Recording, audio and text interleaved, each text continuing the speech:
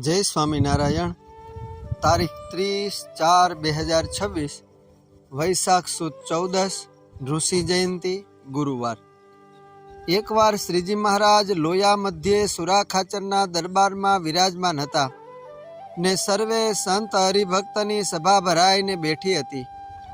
ત્યાં ઝાલાવાડ પ્રદેશનો એક અતિ વૃદ્ધ ને કંપવા થયેલ એવો બ્રાહ્મણ તે સભાની બારલીકોર આવીને ઊભો રહ્યો।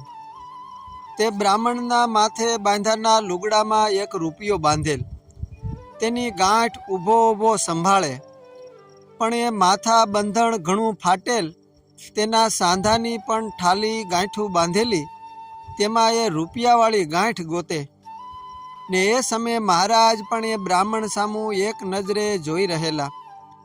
પછી એ બ્રાહ્મણને હાથ રૂપિયો આવ્યો, તે હાથમાં લઈને ઊભો રહ્યો, પણ મહારાજ પાસે જવાનો માર્ગ મળે નહીં। પછી મહારાજ બોલ્યા, જે આ ભૂદેવ બ્રાહ્મણને અહીં આવવા દ્યો। ત્યારે માર્ગ થયો, તેથી એ વૃદ્ધ બ્રાહ્મણ મહારાજ પાસે આવ્યો।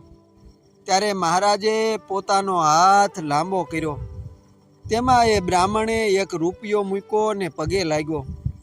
પછી મહારાજ બોલ્યા, જે ભૂદેવ આ રૂપિયો તમે ક્યાંથી લાવ્યા?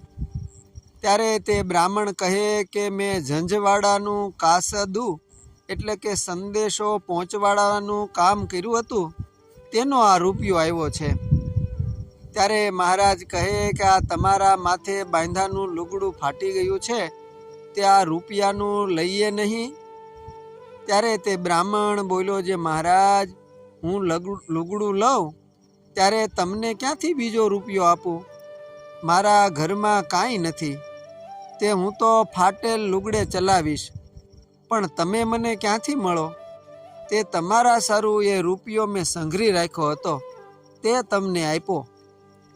એવું એ બ્રાહ્મણનું બોલવું સાંભળીને મહારાજ રાજી થયા થકા ઘણીવાર સુધી એ બ્રાહ્મણ સામું જોઈ રહ્યા। પછી મુક્તાનંદ સ્વામીને કહ્યું કે સ્વામી, આ બ્રાહ્મણને હવે કાંઈ કરવું બાકી રહ્યું છે?